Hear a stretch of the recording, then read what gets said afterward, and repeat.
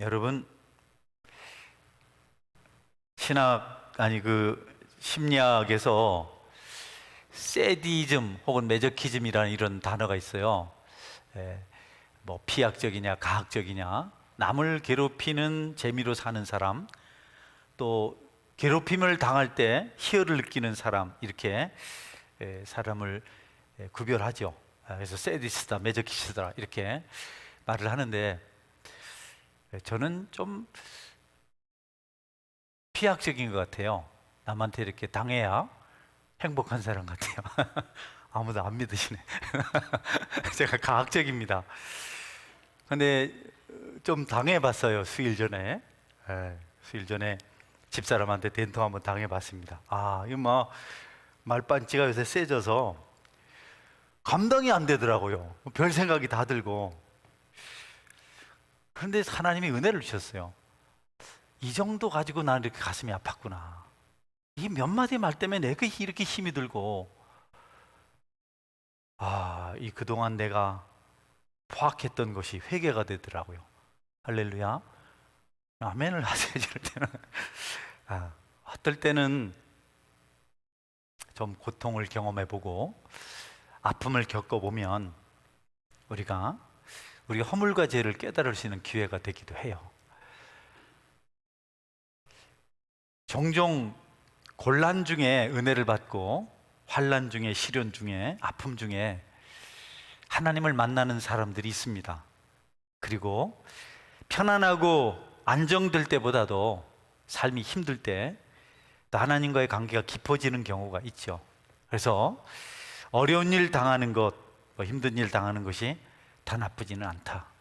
우리가 코로나 시기에 또 여러 가지 복합적으로 질병 문제뿐 아니라 거기서 파급된 여러 가지 좋지 않은 일들 참 많습니다. 그런데 이것도 우리에게 합력해서 선을 이루시는 일일 줄 믿습니다. 오늘 성경 말씀도 같은 내용입니다. 엘리야 선지자가 우리가 잘 아는 대로 엄청난 기적을 행했는데, 그런 기적을 베풀었는데도 합당한 피드백이 없는 겁니다. 불이 탁 내려와서 제단에 물까지 다 태워버리고, 또 3년 동안 가뭄이었는데 비가 쏟아져서 가뭄이 해결되고, 이게 다 엘리야의 기도 때문에 됐거든요. 사람들이 불이 내려오고 비가 쏟아져서 가뭄이 해결되고 하면 기세를 떨치던 이방 선지자들이 다 죽고 난 것을 보면 뭐 깨달을 거다, 정신을 차리지 않겠냐. 그런데 여러분, 안 바뀐 겁니다. 아무도 변화되질 않았어요. 변화는 고사하고 왕비 이세벨은 엘리야를 죽이겠다고 선전포고를 했습니다. 그래서 엘리야 선지자가 낙심이 되고 두려워서 도피자의 길을 갑니다. 도망을 쳐서 부엘세바 광야길을 가다가 로뎀 나무를 보고 떼약볕을 피해서 그 나무 그늘 아래 갔는데 도움이 되질 않아요. 원래는 중동 지역, 사막 지역은 직사광선을 피하면 시원하다고 합니다. 거기는 복사열이 우리처럼 후끈후끈하게 달아오르지 않는다요. 근데 전혀 그것이 위로가 되질 않아요. 왜 그랬을까? 사람의 어떤 위로나 사람의 지침은 육체 문제가 아니고 영적인 문제, 마음의 문제입니다. 아무리 고달파도 합당한 보수를 받으면 여러분 은혜가 돼요. 일이 힘들고 많은 어려움을 겪었지만 거기에 대한 보상이, 리워드가 합당하면 사람들은 그 피곤을, 그 어려움을 다 잊어버립니다. 마음이 되면 이것저것 다 줘도 재미가 없어요. 빈들빈들 놀아도 마음이 무거우면 전혀 기쁨이 없는 겁니다. 엘리야 문제가 그거죠. 엘리야 영혼이 기대대로 일이 이루어지지 않아서 그 기대가 다 사라져서 극도로 피폐해졌습니다. 절망적인 환경이 되어버렸어요. 영혼도 지치고 덩달아서 육체도 지쳤습니다. 사람은 마음이 기뻐야 영이 살아야 육체도 강건해지고 육신의 삶도 행복해지는 겁니다. 영혼이 힘을 잃으면, 영혼이 피폐해지면 침체를 경험할 수밖에 없는 것이 영적인 원리입니다. 그래서 사도 요한은 영혼이 잘 되고 범사가 잘 되고 육신이 강건해지길 원한다, 이렇게 축복합니다. 요한 3서 2절 말씀인데요, 우리 같이 한번 볼까요? 자, 우리 읽어주세요. 사랑하는 자여, 내 영혼이 잘됨 같이 내가 범사에 잘되고 강건하기를 내가 간구하노라. 아멘. 가이오 혹은 수신자들에게, 사랑하는 자여, 내 영혼이 잘된 같이 내가 범사에 잘되고 강건하기를 간구하노라. 김경석 집사님, 힘들어도 사업이 잘 되면 좋잖아요. 집에서 김명자 씨와 날마다 놀아도 사업이 안 되면 김 집사님도 싫잖아. 설거지 해준 거 싫다 가서 돈이나 벌어와라 그런다잖아. 돈 벌어올 때는 설거지 좀 하라 그런다더니, 이를테면 말이죠, 영혼이 잘 돼야 돼. 세상은 그냥 마음이 편하면 되지만 성도는 영혼이 풍성하면 다 해결이 돼요. 아, 마음이 아프니까 삶이 이렇게 힘들겠구나. 내가 폭언을 하고 내가 가학적으로 아내를 대하고 자녀들 대해서 얼마나 힘들었을까. 속이 쓰려서 못 견디겠어요. 병원에서 아이들 둘이 좋다고 어릴 때 3살 4살 때 우리 한나오누가 막 웃는데 나는 다른 사람들 방해된다고 그때 어느 뺨을 얼마나 세게 때렸는지 애가 놀래가지고 사람들 다 썰렁하고 그때 생각이 났어요. 야, 참 내가 모질었구나. 엘리야의 마음이, 영혼이 그냥 피폐해졌어요. 사람들의 마음을 너무 힘들게 하면 아무 시너지 효과가 나타나질 않아요. 재미가 없으니까, 강제로 움직이니까. 그래서 공산주의가 안 돼요. 재미있게 좀 돈을 벌고 저축도 하고 자기 삶을 살아야 되는데 다 가져가니까, 공평하게 나눠준다고 가져가니까 가만히 있어도 생기니까 열심히 안 살아서 결국 망할 수밖에 없는 거죠. 여러분, 엘리야는 마음의 기대가 이루어지지 않아서 영혼이 크게 낙심이 되어서 그냥 그 로뎀 나무 아래서 하나님, 나 죽고 싶습니다, 이렇게 기도했어요. 나는 의욕이 없으니까. 그렇잖아요. 하늘마다 안 되고 자꾸 원망만 들으면 살고 싶지 않아요. 그래서 우울증이 와요. 의욕이 없어요. 그 우울증이 온 사람들은 밥을 내도 힘없이 해요. 자꾸 미운 짓만 해요. 그릇도 떨어뜨리고 말도 더듬거리고 자꾸 싫은 행동만 하는 겁니다. 네. 엘리야가 열왕기상 19장 4절에 이렇게 기도합니다. 네. 자기 자신은 광야로 들어가 하룻길쯤 가서 한 로뎀나무 아래 앉아서 자기가 죽기를 원하여 이르되, 여호와여, 넉넉하오니 지금 내 생명을 거두시옵소서. 나는 내 조상들보다 낫지 못하니이다 하고. 네. 엘리야가 죽기를 원했어요. 나 죽고 싶습니다.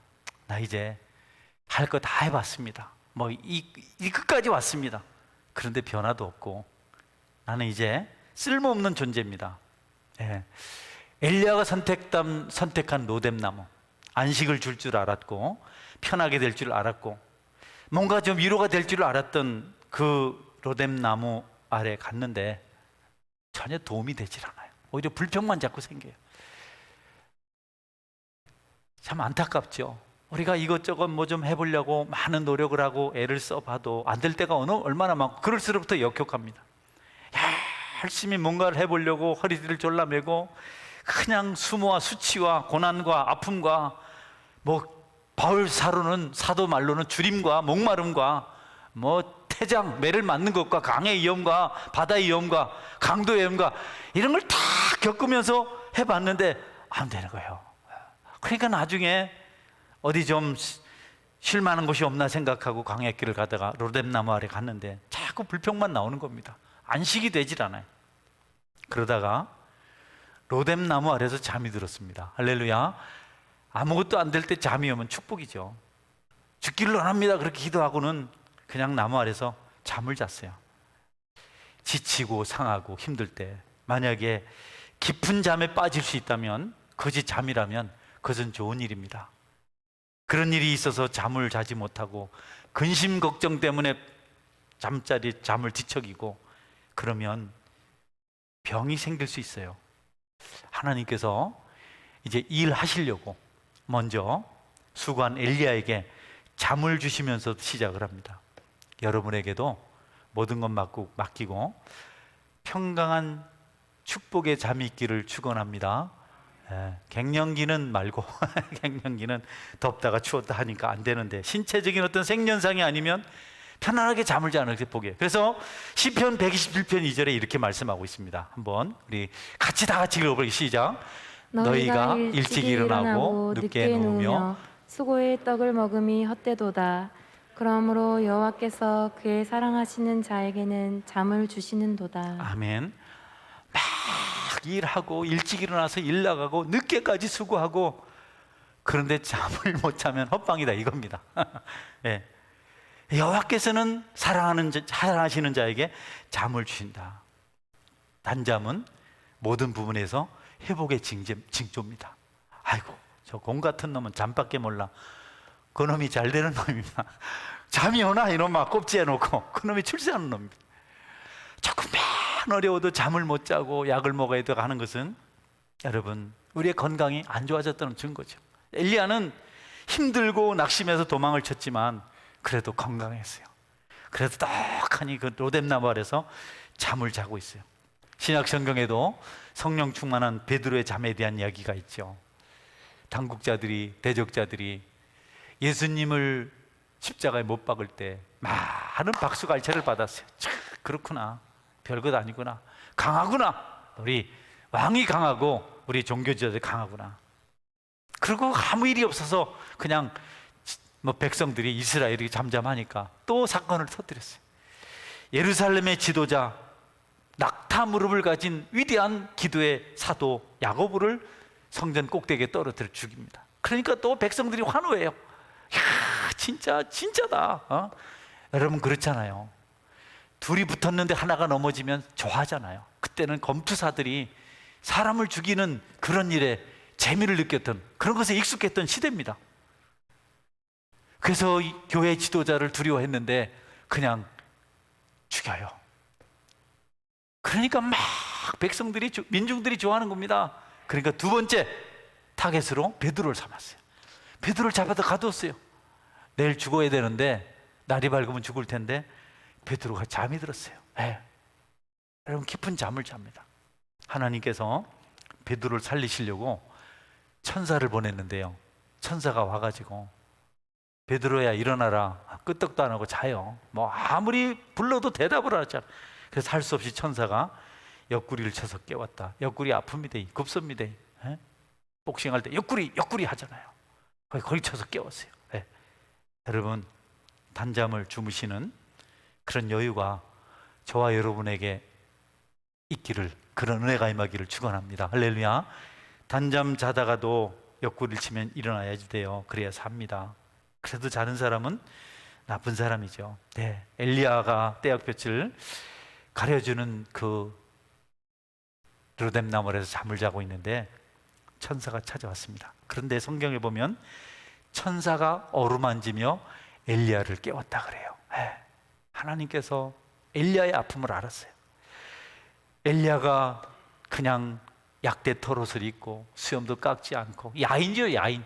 석청과 메뚜기를 먹으면서 주님이 말씀하시면 뭐든지 순종한 사람인데 아무 일도 일어나지 않은 것 보고, 오히려 대적자가 자기를 죽이겠다 하는 것을 보고 지친 것을 하나님 보시고 천사를 보내서 어루만지며 깨워요.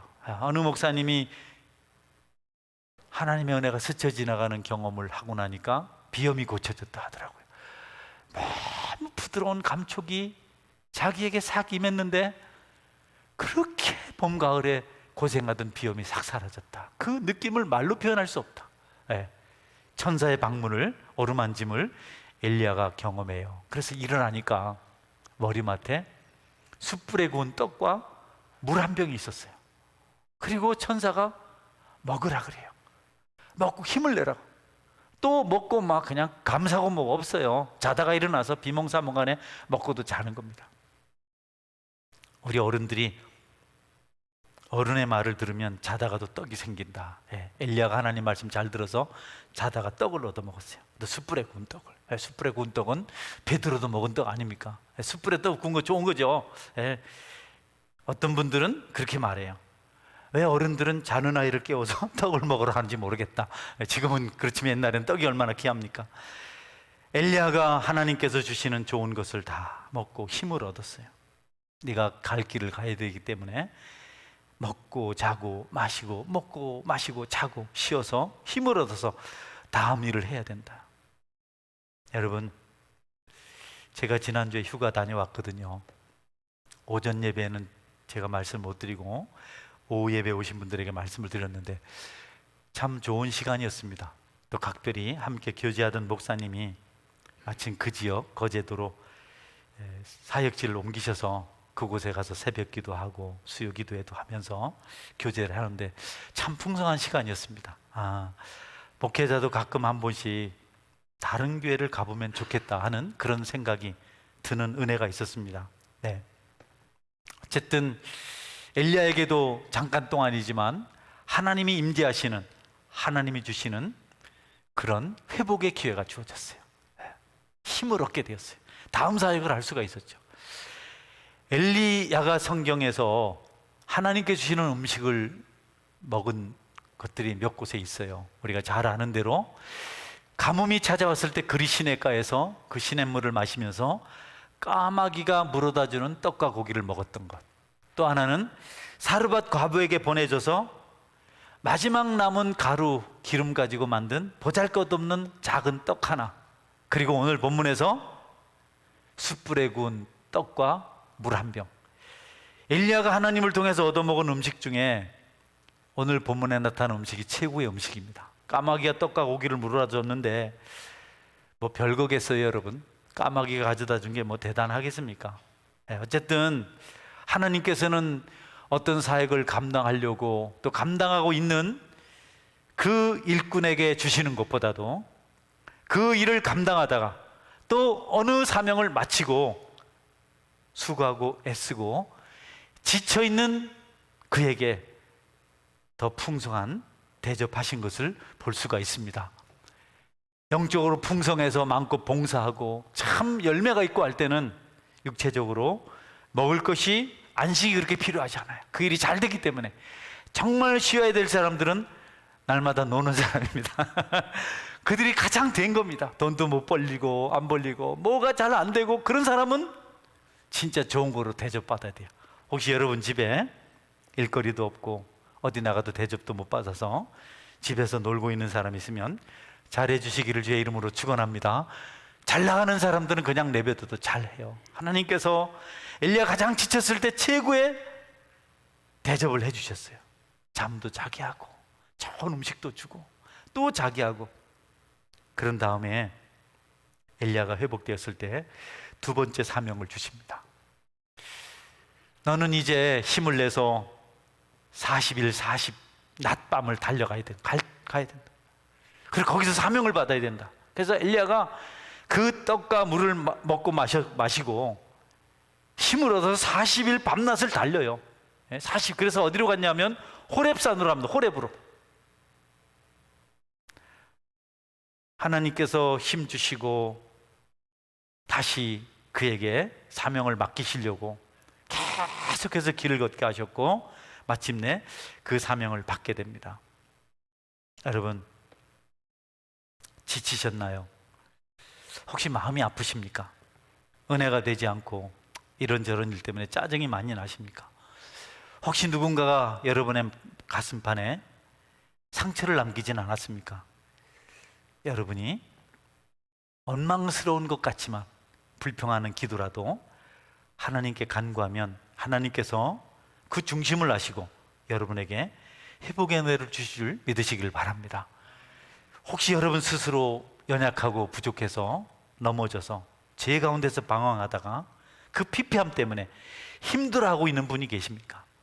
어찌하든 하나님의 이름을 불러서 회복되는 은혜가 있기를 주님의 이름으로 축원합니다. 그 시기에는 숯불에 구운 떡과 물이지만 지금은 우리는 충분히 먹었으니까 다른 방편으로 우리를 살려내실 것입니다. 우리는 어려울 때 주님을 만날 수 있고 지쳤을 때 만날 수 있고 우리가 죄 가운데 있을 때 은혜를 발견하게 됩니다. 탕자가 가장 큰 은혜를 만난 것은 탕자로 살다가 쫄딱 망했을 때였습니다. 마지막 끝이었을 때입니다. 낙심하고 의욕을 잃고 죄책감에 시달리던 베드로와 다른 제자들, 우리 예수님께서 친히 찾아가셔서 디베레 바닷가에서 거기서도 숯불에 구운 떡과 생선을 주시면서 또 다른 사명을 주십니다.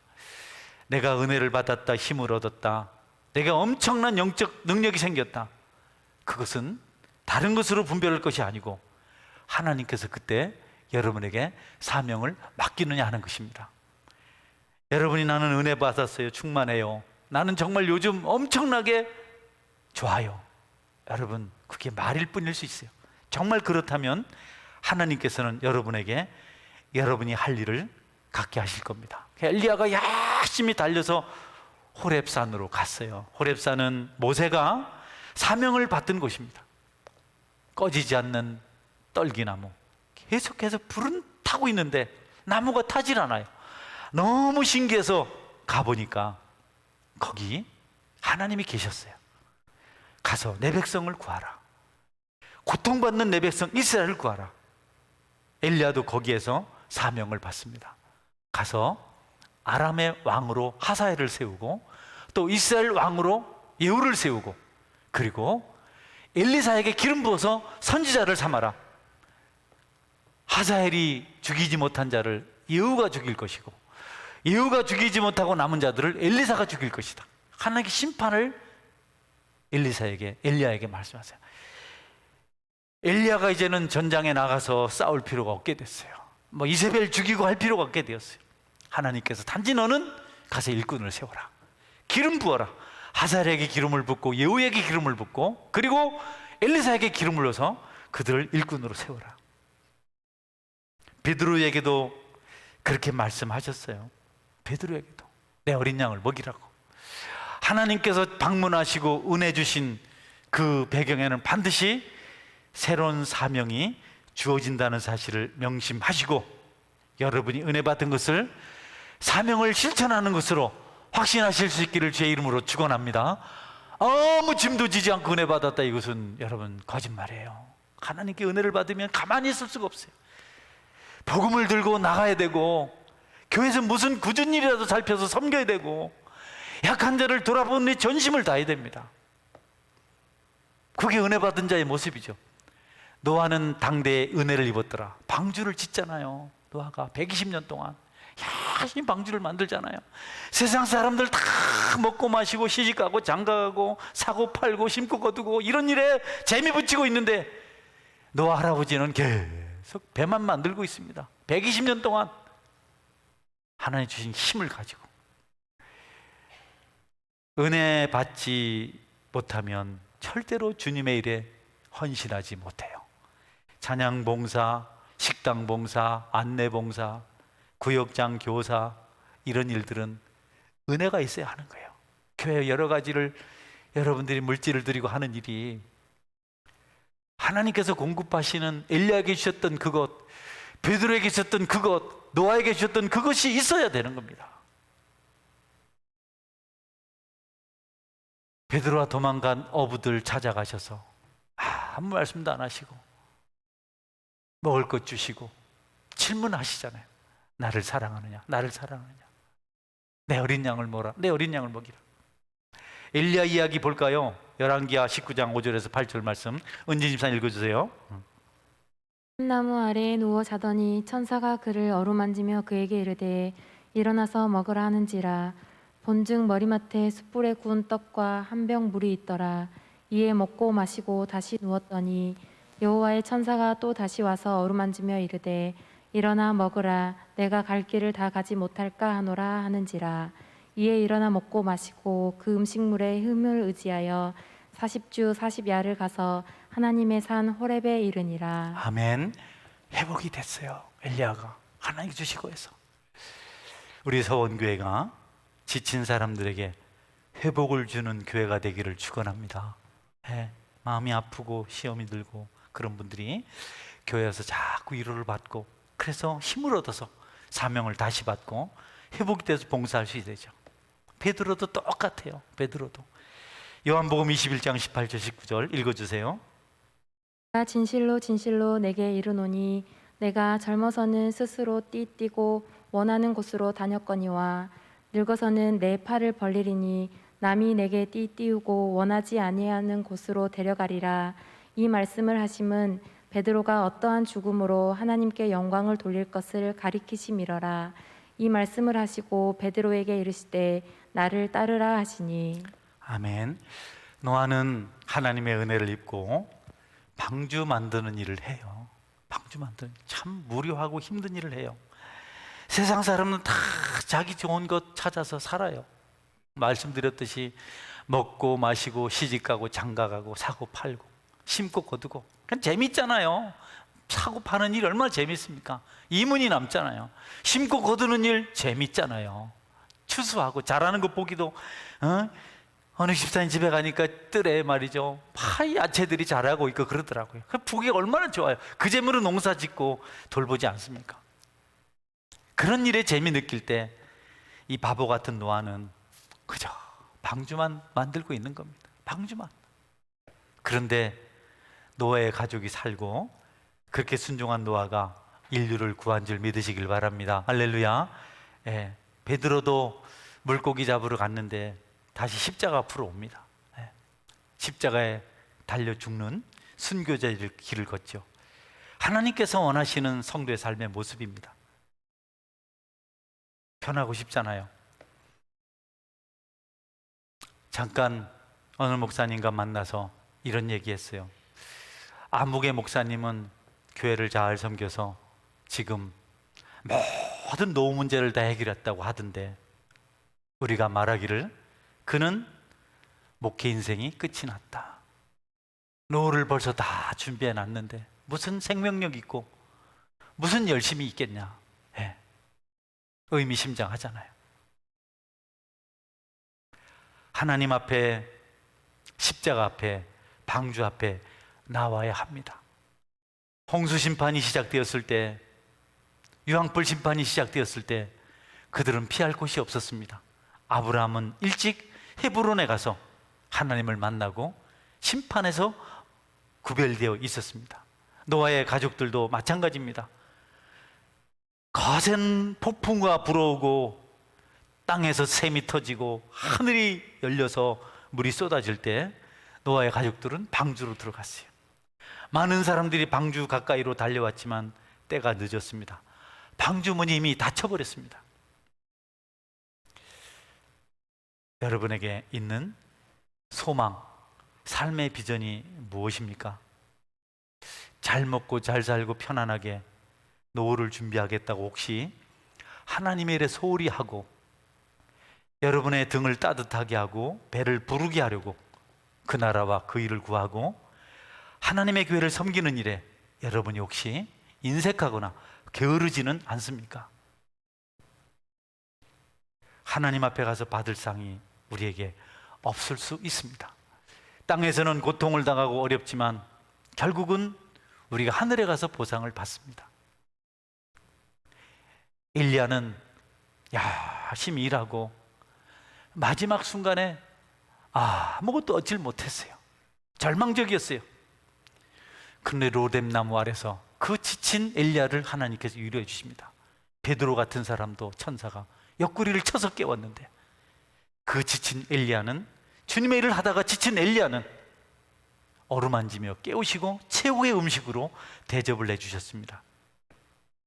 여기서 사는 동안 교회를 섬기는 동안 우리가 밟히기도 하고 핍박도 받고 무시도 당하고 억울한 일도 당하지만 그 그때가 지나고 나면 천국에서 여러분이 엘리야가 받은 위로와 상을 받게 될 줄 믿으시기를 바랍니다. 우리 소망이 거기에 이르러야 됩니다.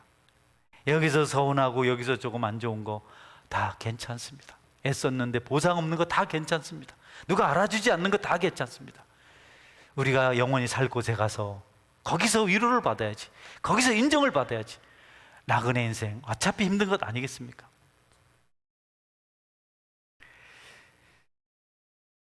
사람들은 사는 동안 자기 생각을 관철하려고 해요. 내가 옳다고 말합니다. 듣지 않습니다. 그런데 그러지 말라고, 하나님의 뜻을 따르라고. 베드로 이제는 내 맘대로 살았지만, 지금까지는 맘대로 살았지, 이제부터는 내 뜻대로 못 살고 내가 짐을 지고 원하지 않는 곳에 가게 될 것이다. 예. 십자가의 죽음을 말하는 거죠. 계획대로 되지 않는 인생입니다. 잠언 16장 9절 한번 볼까요? 그러므로 자기의 길을 계획할지라도 그의 걸음을 인도하시는 이는 여호와시니라. 같이 읽어볼까요? 사람이 마음으로 자기의 길을 계획할지라도 그의 걸음을 인도하시는 이는 여호와시니라. 예. 마음으로 아무리 계획을 해도 인도는 하나님 하세요. 바울은 아시아에 가고 싶었거든요. 옛날엔 거기에 땅끝이었거든요. 땅끝까지 내 증인이 되라, 이 말씀을 붙들고 내 땅끝에 가겠다. 옛날 땅은 지금같이 둥글지 않고 사각이었어요. 언제 둥글게 됐는지 모르겠는데, 갈릴레오가 만들었는지 코페르스가 만들었는지 모르지만 어쨌든 그때는 사각 땅이라고 생각했어요. 근데 그 끝이 아시아라고 생각, 거기 땅 끝에 가서 복음 전하겠다. 안 되는 거예요. 자꾸 아프고 뭐 사고가 생기고 바람이 불어서 배가 이상하다. 왜 이 선한 일이 제대로 되지 않을까? 이렇게 좋은 생각이 왜 거절당할까? 그렇잖아요, 여러분. 내 순수한 동기, 내 열심히 왜 외면당할까? 시험 들지 말아요. 그럴 때 마게도냐 사람이 환상 중에 나타나서 계속 바울을 부르는 겁니다. 계속해서 오라고. 바울이 깨닫습니다. 여태 일이 되지 않은 것은 내가 갈 곳이 아시아가 아니고 유럽이구나. 순종해서 마게도냐로 갔지요. 여러분, 유럽 지역은 그때 로마, 고린도 이런 데 우리가 성경에서 보는 대로 바울이 갔던 모든 것이 완전히 죄악이 관영해 있었습니다. 특별히 대표적인 죄가 동성연애입니다. 지긋지긋한 그것이 그냥 온 세상에 펼쳐져 있어요. 땅끝은 거리가 땅끝이 아니고 심판받을 곳이 땅끝인 줄 믿으시기 바랍니다. 믿지 않는 사람들이 있는 곳이 땅끝이죠. 여러분 가정에 믿지 않는 사람이 있으면 거기가 땅끝인 줄 믿으시기 바랍니다. 할렐루야. 참도해야 돼요. 안 믿는 사람 있으면, 교회 안 나오고 예배 안 드리고 있으면 우리는 내 생각대로 내 멋대로 하고 싶은 열심이 있어요. 하나님의 뜻을 찾고, 그리고 하나님의 뜻이 확실하면 순종하고, 아니면 하나님의 때를 기다릴 필요가 반드시 있다. 말씀을 맺습니다. 하나님은 우리를 섭리하십니다. 우리를 버리지 않으십니다. 하나님 말씀대로 순종해서 살면 좋은 일이 있는데, 그 좋은 일의 절정은 구운 떡과 마실 물이 아니고 사명입니다. 아멘. 하나님 주신 좋은 일은 반드시 우리를 하나님 앞에 봉사하도록 세우십니다. 그게 은혜입니다. 주님의 일에 도전하게 돼 있어요. 헌신하게 돼 있어요. 노아는 방주를 만들었고,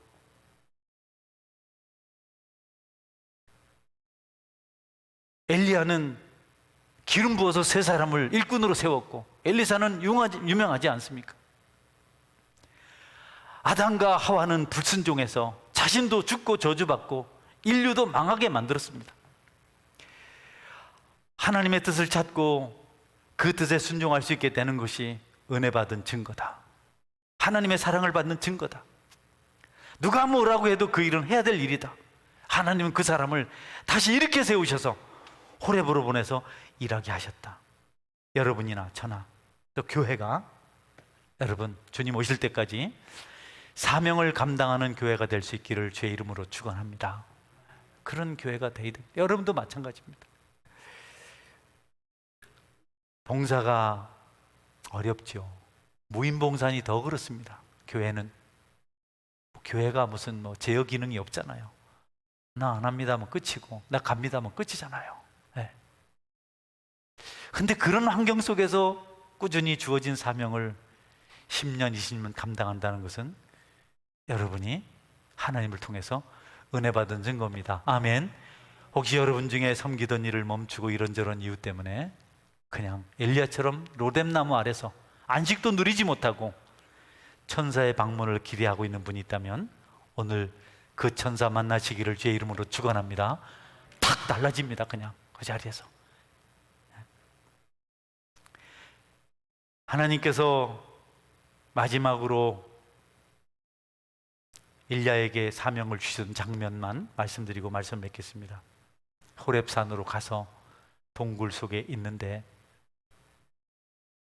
혼자 있는 시간을 갖는데 그냥 막 바람이 몰아붙이고 지진이 일어나고 불이 막 그냥 타오르고 난리가 났어요. 그냥 용암이 흘렀는가요? 거센 풍랑이 불고 바람이 잠잠해졌을 때 엘리야가 동굴 앞에 섰는데 하나님께서 말씀하셨어요. 엘리야야, 너 여기 왜 있느냐? 근데 그때 하나님 말씀이 세미한 음성이었다. 쾅 하는 천둥 소리, 번개 소리가 아니었어요. 세게 부는 바람 소리가 아니었습니다. 타오르는 불꽃 같은 무슨 그런 게 아니었습니다. 우리가 불불불불 하는데 그런 식이 아니었어요. 아주 작은 소리가 들려와서 엘리야에게 말씀해 주셨어요. 사명을 일깨우셨어요. 열왕기상 19장 11절 12절 말씀 읽어주세요. 여호와께서 이르시되 너는 나가서 여호와 앞에서 산에 서라 하시더니 여호와께서 지나가시는데 여호와 앞에 크고 강한 바람이 산을 가리고 바위를 부수나 바람 가운데에 여호와께서 계시지 아니하며 바람 후에 지진이 있으나 지진 가운데에도 여호와께서 계시지 아니하며 또 지진 후에 불이 있으나 불 가운데에도 여호와께서 계시지 아니하더니 불 후에 세미한 소리가 있는지라. 할렐루야. 마음에 말씀하시더라고요. 너는 그 몇 마디 말 때문에 그렇게 힘이 드냐? 그렇게 잠도 못 자냐? 너하고 함께 있던 많은 사람들이 내가 얼마나 많은 폭언으로 힘들겠냐? 아내를 사랑하려 했는데 잘 안 되네요. 여러분은 민감하게 주님의 음성을 듣는 그런 성숙한 인격, 깨끗한 심령 가지시기를 주의 이름으로 축원합니다. 세미한 음성은 죄인들에게 들리지 않는 소리입니다. 회개하는 자에 들리는 소리입니다. 하나님께서 엘리야에게 사명을 주시며 하시는 말씀, 아직 바알에게 무릎을 꿇지 아니한 7,000명이 남아있다, 이렇게 말씀하셨어요. 7,000명이 중요한 게 아니고 바알에게 무릎을 꿇지 아니한 겁니다. 여러분도 그 7,000명에 속하시기를 주의 이름으로 축원합니다. 예수님 버리고 하나님 버리고 여러분 하고 싶은 대로 그냥 할 것 다 하고 부어라 마셔라 하고 줄기자 쾌락이 제일이다 하고 수에 들어가지 못해요. 7,000명에 들어가지 못해요. 나실인 이런 표현을 우리가 하는데 여러분들은 바알에게 무릎을 꿇지 않는 그 7,000명 숫자가 아닙니다. 바알에게 무릎을 꿇지 않는 그 무리에 속하는 성숙한 하나님의 음성을 듣는 주의 성도가 되시기를 축원합니다. 아멘. 같이 기도하겠습니다.